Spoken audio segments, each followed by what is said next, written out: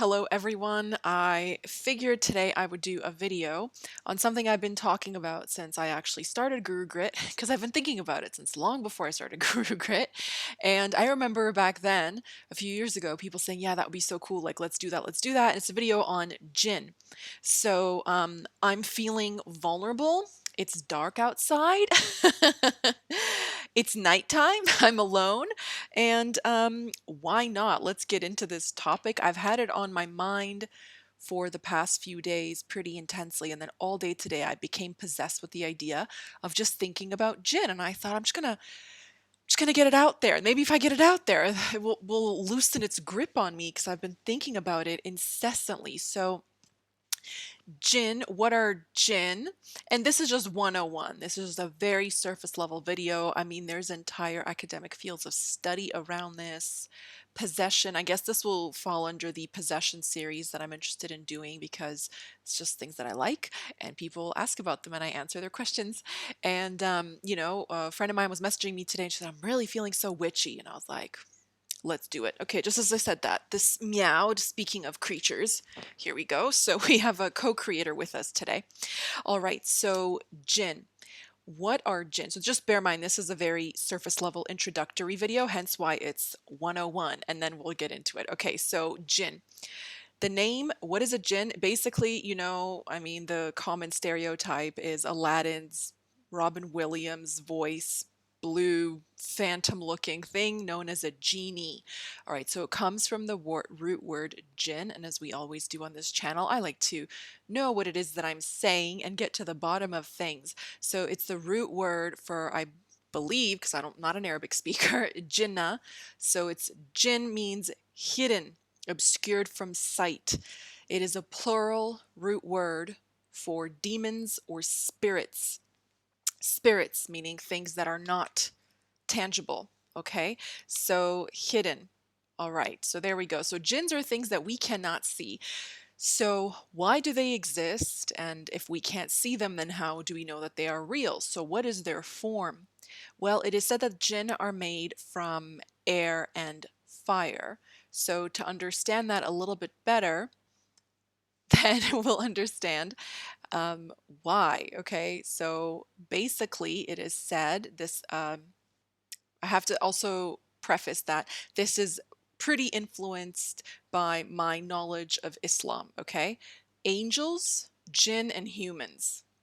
Angels are made from light, jinn are made from masculine elements, fire and air, and humans are made from clay, water, and earth. So then what is the purpose of a jinn and what are the types of jinn? So it said that there are 3 types of jinn. I'm not going to get into it very, very deeply or anything like that. Let's just skim. Jinn, there can be benign jinn that kind of mind their business. There can be benevolent jinn that are actually your friends. People, jinn that help you. Jinn that live, jinn are everywhere. Jinn live amongst us. So I suppose in my opinion, this would be then, this is what I would call an interdimensional being. That's basically it. And the interesting thing about interdimensional beings is they're always there, but most human beings possess the capacity to see, not to see negative space. So between me and this camera and this laptop and that wall, I see nothing. I see here and then I see the wall. But there is so much going on that I don't perceive as a human being. So basically, they're absolutely swarming. They're absolutely everywhere, along with other interdimensional beings, but we don't perceive them. However, they see us, and we see them when they choose to reveal themselves, because they are, as their name states, they are inherently hidden from us. Okay, so should you be afraid? Probably not. If you have a reason to be afraid, I would ask why. But okay, so then there's jinn that are benevolent and they actually are Muslim. There's jinn that are Jewish, there's jinn that are Christian, and there's jinn that are pagan. Usually the pagan jinn are what we would refer to as evil or evil spirits, things like that. And that makes sense because like Shaitan, Satan, Iblis, okay, the devil, is a jinn. He was made by God and then does not worship him. So what is the purpose of jinn? Why do they exist? Well, God created them as he created man, to worship the Almighty, to worship its creator. Okay, so that's their purpose. So not that scary once you sorry, I have to open the door. This kitty is making me too warm. Isn't that right, kitty? Isn't that right, kitty? Okay, so back to form. So that's the purpose, because I think people get really freaked out, and because what I'm saying next might freak them out some more. But what is the form? Oh, I just let a cat in. Another, and then another one. Thank you. Another one. Thank you. Another one. Thank you. That's right. Oh my goodness, where's it going? I don't want to interrupt the video. So, jinn are basically like made from some people say made from a smokeless fire. So they don't actually have a body. However, one of their traits is that they are shapeshifters, so they can take the form of specific things. So animals is a really common one, especially serpents. Sometimes it's said if a jinn is killed, its carcass will be that of a serpent. Some of them are winged serpents, or just winged jinn. They can have human bodies, but oftentimes, and I mentioned form, oftentimes they are portrayed as having twisted feet. There's always something about the feet in jinn lore, and this I know because I'm really worried about these cats now. Speaking of jinn, we don't know if they can be in there too. They can pose as animals. Okay, so I remember in high school speaking to this Somali girl, and she was saying how like she believed in them and this and that, the other. And of course, anytime a bunch of Muslim kids gathers around, there's always the potential of speaking of jinn. And someone overheard this Iranian guy, and he was like, "Oh my God, like my uncle saw one. He was like, he talks about it to this day. It freaked him out so bad." So what happened was he was driving and had to stop somewhere to like get food and use like a restroom. And this was like in the 70s. And then he pulled over and saw like a light on and of like this like little farmhouse, and there was a guy sitting at a table, and it had like a tablecloth. And then he was like, "I really need to use like a washroom. I need like a glass of water. Like I'm just like driving all night." And the guy was like, "Yeah, there's like an outhouse you can use." So he went, "Thanks so much." And as he opened the door to leave, he saw like an imp run by, and it had like golden feet, with like long, like clawed toenails and such. And he was so spooked by this, he ran up to the top where the house was, and he told the guy, "Oh my gosh, like I just saw like a little imp, like a demon, like a little jinn, and he had like golden feet. Oh, what are you doing? You've got to get out of here." And the guy sat back and he was like, "Oh, what?" And he propped his feet on the table and he went like this, and he had them as well, and he like himself and ran back to his car and like lived to tell the tale that he interacted with jinn. And he was so spooked. But I've heard several such things from my Muslim friends. So not all jinn are there to like scare you, though they are known to perhaps take pleasure in pranking. Okay, so okay, they're made from fire, as I mentioned, and it's interesting to me that like wind, air is an element that you cannot see and you cannot touch, but its effects can be felt. So it's very much like within the spirit realm. People say, "Oh, you can't see the wind when it blows the trees." No, you see the tree. You don't see the wind. You see the debris that it picks up. You don't see the wind. You feel its effects. So in this regard, you can feel the effects of things interdimensionally, or things that you do not perceive through your five senses as a human being, but it doesn't mean that it is or isn't there. Okay, so just because you don't see it doesn't mean it isn't there. Sort of like what our moms used to tell us when they were teaching us how to clean when we were little, teaching us about germs. So, speaking of which, then we come to the, so there's basically three types. Okay, there's types that are gonna, the most important ones you have to worry about is the good kind and the not so good kind. Okay, and the purpose is to worship God. So, speaking of germs, we arrive at possession. So, a lot of the times people really don't like the word possession because they just equate it to something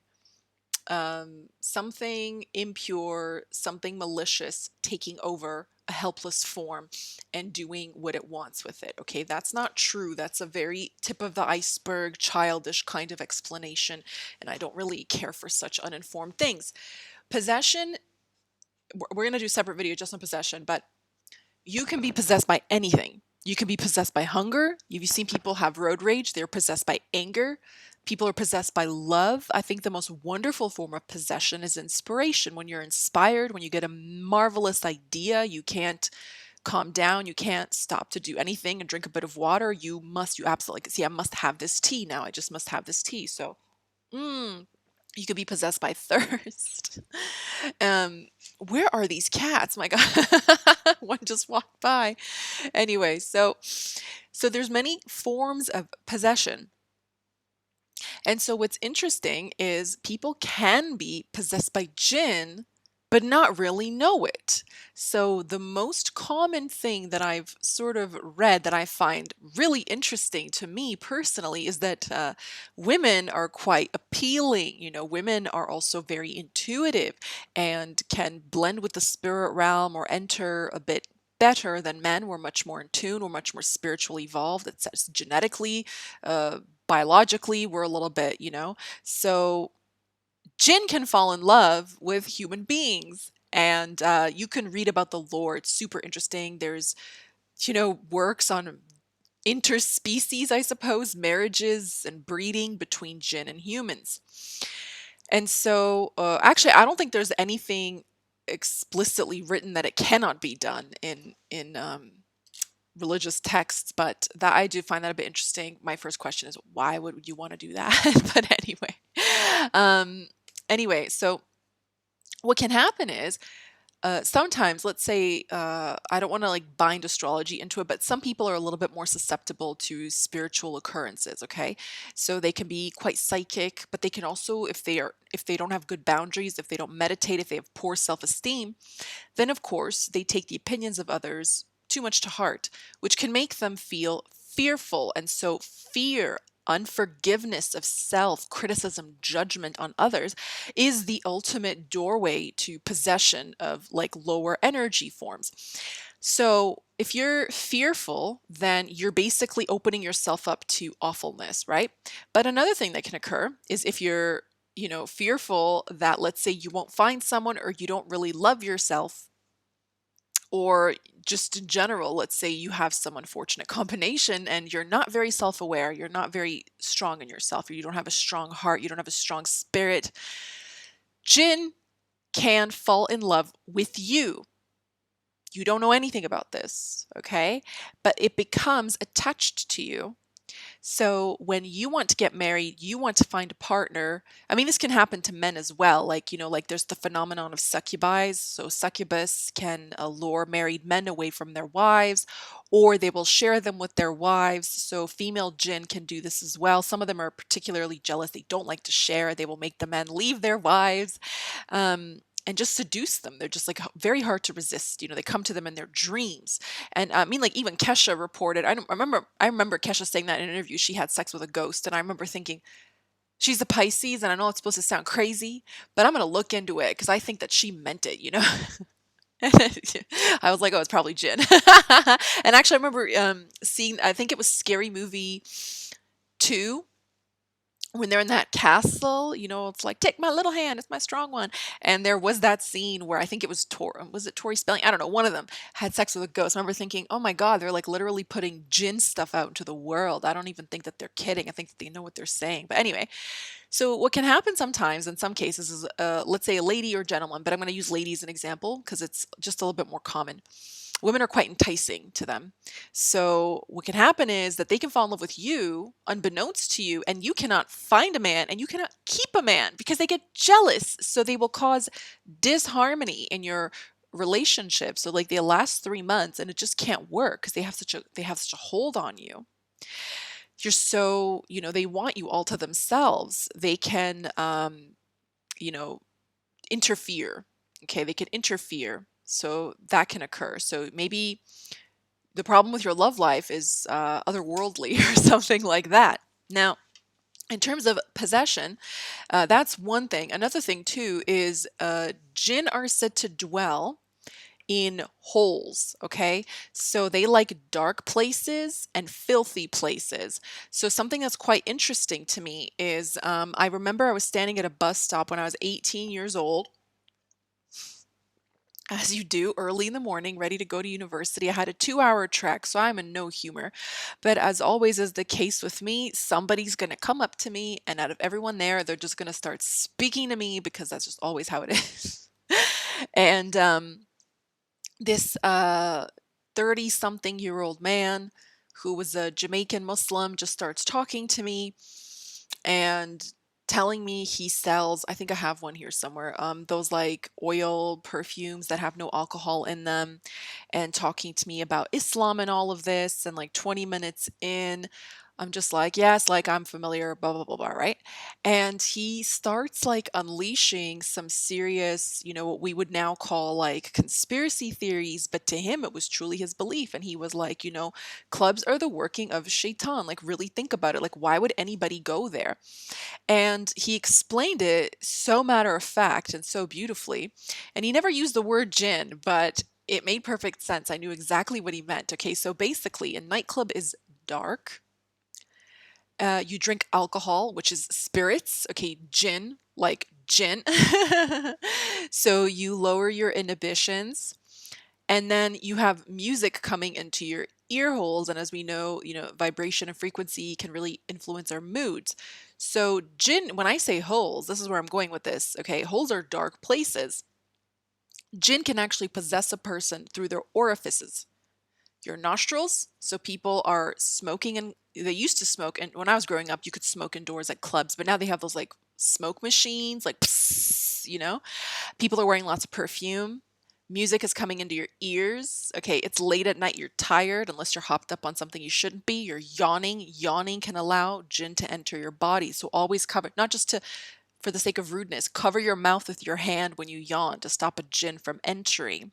And then hookup culture, jinn can enter through your genital holes, okay? So your anus and your reproductive organs, the penis and the vagina. Another thing too, let's not lest we forget the urethra. So one thing I mentioned, dirt, even though urine is sterile, jinn are fond of urine. Like evil jinn, okay? So people who don't wash their hands after they use the bathroom, I'm very suspicious of. And I clock that all the time. I know that like sometimes people are like, oh, it's like culturally it's not important to some people, or this, that, the other, or they were tired, or they're in their own home, or they were home alone. I don't know. I don't. Every time I hear a friend, like I've heard friends say that. I've heard them like when I was really young. They were like, oh, like I was watching, a movie with him or something like that. It was like before Netflix, and then he used the bathroom like twice, but he didn't wash his hands. I don't know if it's like just something he does or because it was just like us. And I remember thinking like he could have a gin. Like, don't go there again, so that's another thing. Always have to wash your hands, okay? So that is modes of possession, all right? That's one of them, including the belly button, because they're dark and people don't clean them often. Graveyards are dark caves, okay? Holes in the ground, holes in the earth, and even sometimes the uterus. So sometimes they say that a jinn can be in a woman's womb and then cause and trigger miscarriages out of jealousy or evil doing because they want her all to themselves or something like that. So in terms of home, bathrooms, okay, they're moist, they're dark, like wombs, like caves. And so you don't really want to be doing any spell work in there unless your house is spotless and you pray. So where else do jinn dwell? Jinn, because they're interdimensional, are described as always being in the in between. So this kind of made me laugh because if you're new here, I attract cats like crazy, like a lot. Even people who are like, oh, my cat doesn't like anyone, within 15 minutes, it's like purring and rolling around on my lap, or they just come out of nowhere when I'm around and I like pet them, like right now, like wild cats. Okay, yesterday I had four on my terrace, and my neighbor even came around. She was like, "Any cats today?" I'm like, "Always." So cats are crepuscular, and jinn are described as active in the in between during dawn and dusk, but they love the nighttime. Okay, so clubbing, nighttime, walking around at night. They say never to stand. This is why I picked this picture. It's a tree house. They say never to stand under a tree at night, and it makes me laugh because there's a taxi stand that I frequent here a lot at night when the bus is done running early in the evening, so I have to use it. And it's got one dinky little tree. It's like barely hanging on for dear life. And so God help me if I stand under it. I remember one time it was like thunder and lightning, and I was standing next to the metal taxi stand sign. because I was like, I'd rather either I get struck by lightning or I piss off a jinn. Like you have to choose. So I was like, but I did stand under that tree one time. But anyway, they said not to, and then in terms of urine, not to urinate willy nilly. There's designated places that we use the restroom. Okay, we don't just like let it spray in nature because you could disturb them. Because much like humans, they sleep and they have periods of rest, periods of nourishment. So if you bother them, then out of vengefulness, they could do something to you. And this is so interesting because there's versions of this lore the world over in so many cultures.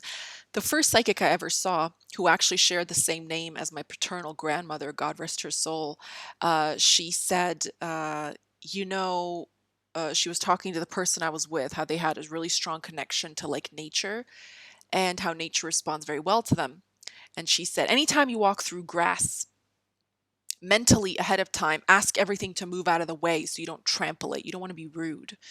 So I always thought about that. And I think the Torah mentioned something about every blade of grass having a fairy standing over it saying, grow, grow, or an angel or something like that. So I was like, yeah, you never really know. You never really know. So don't pee anywhere. I don't care if you're drunk at a party or you're camping. Just say a little like, sorry, I really got to go, and like do your due diligence. Okay. So, okay. In terms of, okay, I'm going to pull in a bit of astrology. In terms of what not to do if you don't want them around is be filthy. And this is really interesting because when you learn about deities in in astrology, in the lunar mansions, there's one called Jeshta. And Jeshta was the one of the wives of the moon who complained that the moon spent too much time with his favorite wife, Rohini. So she complained and she's like jealous, and she's known as the elder. And in particular, she likes sour and spicy foods and filthy things. Okay. So you don't want to bring on that energy on yourself. Okay. Poverty, hardship, disease, struggle, strife, burden, obstacles, blockages, and so forth. Okay. So I'm not a hypocrite.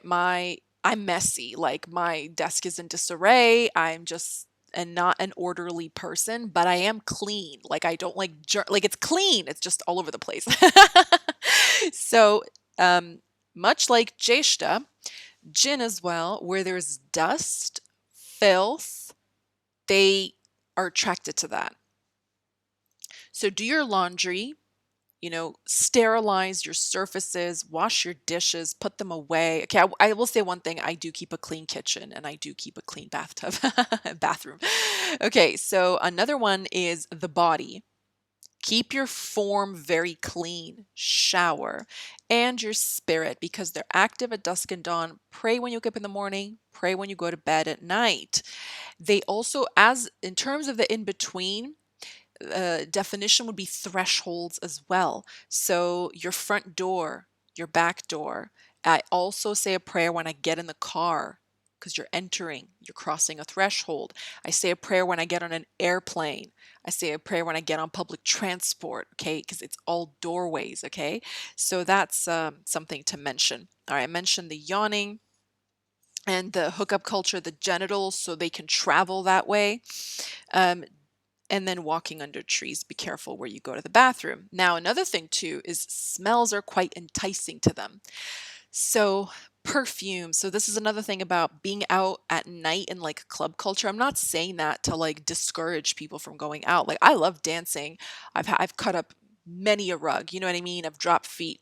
But to be mindful, like to be sober when doing so, and to have an agenda, like go in at this time, leave at that time, leave with the people that you came with, and so forth. And so sometimes some cultures it's discouraged to wear perfume at night for this reason because you might attract them. So I find that quite interesting. Yeah, isn't that interesting? So smells, another one is jinn that are like benevolent, or all jinn, they really like incense. Jasmine, I believe, is a popular one. Musks. Okay, so my favorite is musk, sandalwood, nice smelling things like that. I think ginger, there's a bunch of them that they quite enjoy. Um, Oud. Okay, so like the incense that you burn on coal. And then for less favorable jinn, they would like filthy, stinky bathrooms, toilets that are not clean, unwashed bodies, body odor. They're really attracted to stinky people. They're really attracted to rotting flesh, so old food left in the fridge, rotting meat, animal carcasses, and I'm so sorry to say I'm so bummed by this, by tobacco smoke. So that's a huge, huge bummer. Where are those cats? They better not be having a party. Okay, so the interesting thing is jinn also, so if you don't want them around, keep a clean fridge, keep a clean home, keep your body clean, your mind and spirit, okay? There's even a type of jinn called a Kareen. I don't know a lot about it, to be honest. I've never like researched much about it, but it is said that it is a jinn that is a double of a you. So it is like a copy of the human. It is it comes into existence when the human is born and it dies when the human dies. Now, what's interesting is, pardon, it's neutral. So you can think of it as like a mentality, an attitude, or an ego. So you know how there's that saying, it's like it's whichever wolf you feed. So if you're a good-hearted, pure-spirited person, you're a good-hearted person, you have a pure heart, that jinn will become benevolent and help you and guide you. If you're jealous and petty and fearful and critical and mean and defensive, abrupt, then it attaches to you and it grows stronger and it steers your life in that way. And you have more of those encounters as well. So speaking of lifespan, jinn do die, but they live a really long time. They live for centuries. So the estimation is between a millennia to 1.5 millennia. Okay, so 1,000 to 1,500 years, for example. And they, just like us, they can get married, they can have kids, they can enjoy certain things. Another thing too is some people, they can attract them and keep them, and they can have a lot and they can become too much for them and they can gift them. They can gift them. They particularly like children because children haven't been so trained by their senses. So, I'm really glad for the gift of not remembering, because I remember my mom saying, "You were such an easy child, you raised yourself." Like I would just leave you in a room for hours and you would just be staring at the ceiling or doing something with your fingers and talking to yourself. She's like literally for hours, like 2, 3 hours, you would just be in there. You wouldn't even have a toy sometimes. And sometimes I would think, what the heck was I doing? Because I have no memory of this. I have no memory of this. I have no memory. And I remember a lot. I have a really good memory, but I don't want to remember, so they like to talk to children, and they, in particular, really, really do like them because children can hear them or sense them or see them. So they can deliver messages. So for example, if a jinn is like, I want to like touch an orange, the kid will like go to the kitchen and roll one into the living room. If you said it to an adult, it would be like, what the hell? Like, who's stealing oranges? Or they would just get freaked out and call an exorcist or something. So, it can, they particularly enjoy spending time with kids, like not no creepy way, but because they're perceived by them more easily, obviously. Um, right. So then possession. So I mentioned that. And then protection. So how do you prevent that? Prayer, cleanliness, doing good deeds, being pure of heart. And this extends to nature and this extends to animals in particular, because they can take the form of anything: a tree, a dog, a frog, a mongoose, a platypus, a whale, whatever.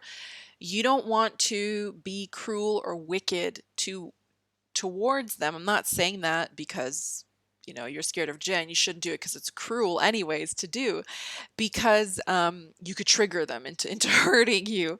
So some people summon them. I personally don't do anything like that. I'm like very school of Neville Goddard. I use my mind power and like I am the source of my power. But I do believe that they exist. I do believe that you can get help from them. I do believe that some of them can target you. So if you have problems you can't quite diagnose, try that. Try spiritual hygiene, praying before bed, praying in the morning, washing your body, and eating food that's good for you, that purifies you, and seeing if it helps. So this has been my introductory Jinn 101 video. I'm sure we'll get into it some more. And I know I have so many stories, and I'm going to finish recording this and then go, "Oh my god, I didn't mention that and that and that and that." But, stuff like that happens all the time where people come and say something and they were like, "Oh yeah, that was like a gin or something," you know? But that gentleman at the bus stop, I just remember that so well because I was like, literally, a nightclub is like a hotbed for gin. Like nightlife is a hotbed for gin, you know, hookup culture is a hotbed for gin. So yeah, it's just so interesting to me. But it's a regularly accepted part of life. I don't think it's anything to fear. And once you know something, then it's not as scary. So I hope you have a wonderful day, night, wherever you are, whatever you do, and don't pee under trees and disrespect nature because I guess you never know. Okay, thank you so much. I look forward to making more of these in the future on possession and gin in particular and so forth. All right. I love you all and bye for now.